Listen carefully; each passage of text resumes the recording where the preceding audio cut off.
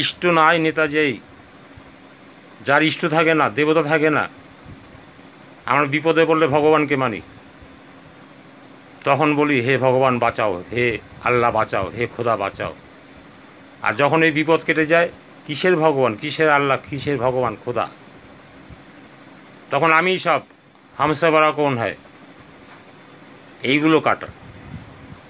ইষ্ট নাই নেতা যেই, জমের দালাল কিন্তু সেই, শ্রী শ্রী ঠাকুর অনুকূলচন্দ্র বলেছেন।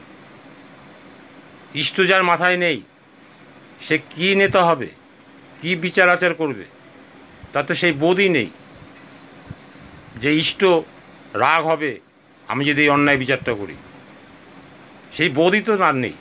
তাই বলছে ইষ্ট নাই নেতা যেই, জমের দালাল কিন্তু সেই, সে জমের দালাল, অন্যায় অবিচার করে ফেলবে। তাই ইষ্টকে মাথায় নিয়েই আপনাকে বিচার করতে হবে, এবং সেই বিচারই আপনার সার্থক হবে।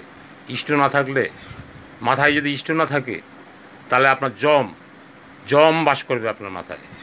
তাই ইষ্ট নাই নেতা যাই, জমের দালাল কিন্তু সেই, সে জমের দালালই হয়।